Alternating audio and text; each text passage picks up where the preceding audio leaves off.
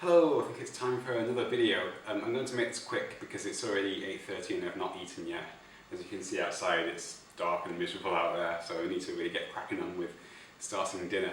A lot of stuff has happened in the past week. Last Monday was my 31st birthday, and as is traditional, I made cake for everybody in the department, and apparently my cheesecake got some really good reviews, which is always good. Now, I don't usually make a big deal for birthdays, so I don't want presents or cards or anything. There were lots of Facebook posts, which was nice. But that always leads to a bit of awkwardness because I don't write on people's walls for their birthdays, because if you do it for a few friends, you've got to do it for all of them, and then it just becomes meaningless because none of them are special anymore. You're doing it for everybody and it's one more thing to remember.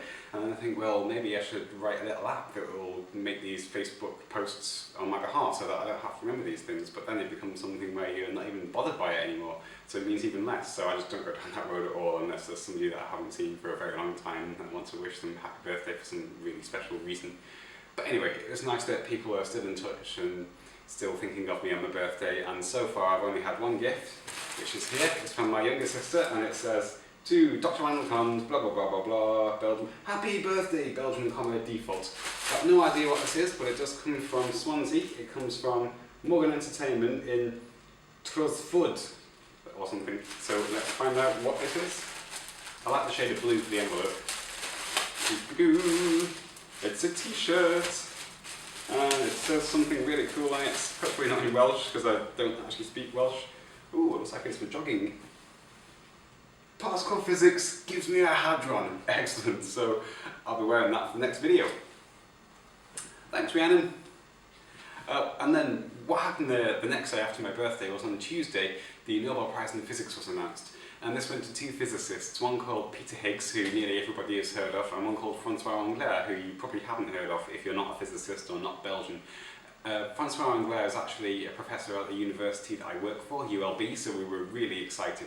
We put a lot of effort into that day. There was lots of press around, I was there getting loads of photos. I spent the previous couple of weeks making a website about how the Nobel Prize relates to the work we do at the lab and why it's a really big deal for Belgium. And I was really happy that Englert got the Nobel Prize because it meant that I could share this website with the world. So I'll put a link to that in the description. It's got a video of me on there speaking very, very bad French, so that's worth a bit of a giggle. And then basically that means that the Monday and Tuesday of last week were taken up all of the Nobel Prize preparations and announcement, and I didn't actually get much work done at all that was directly related to physics. But it turns out that Englert, even though he's in his 80s, is quite a funny chap. He was basically doing stand-up when he came to talk to us. He had the mic in his hand and he was telling us in French about how his family were all there with him, and he hadn't heard about the news because there had been a delay. He thought, well, maybe I haven't got it this year. Maybe another year I might get it. And his grandkids said, oh, you make good banana toast, you can have the banana toast award, or something like that. It was quite funny. Maybe he had to be there. Now the reason it was delayed, or maybe the reason it was delayed, I don't think we'll ever find out, was because Peter Higgs wasn't available. He decided that it would be a good time to basically go for a walk without his mobile phone, and so nobody could get in touch with him. The first he heard about the Nobel Prize award was when somebody pulled over as he was sitting there with a pint and a bit of soup in a local pub, and this person pulled over and said, "Congratulations on the Nobel Prize."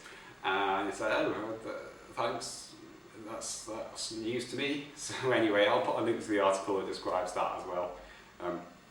They also mentioned this other Belgian physicist who worked with Englert called Brout, and there's a typo in the news article which is quite funny that said that Brout couldn't be awarded the prize because he died 2 years ago, and so it was decided that they shouldn't be given the prize posthumously, which is a bit of a meta joke. It should have been posthumously, obviously. The other stuff that's happened since then, well, it's been a very good week for Belgium last week because they also won at the football. So there's all kinds of, car horns going off and everything all the way around the city. And that was a really good way to end the week. It's been fantastic. Belgium's first Nobel Prize in Physics, ULB's 5th Nobel Prize, and these always seem to come in pairs. Every time there's one, within the next 10 years there's another one. So if I hang around for a few more years, I might get a Nobel Prize at ULB. That'll be exciting. And then we won the football, and Belgium's just really happy. I mean, there's very little that unites the nation rather than having it as two distinct regions, one French and one Flemish, but things like the Nobel Prize in football, that's something the whole nation can celebrate together. So that's really cool.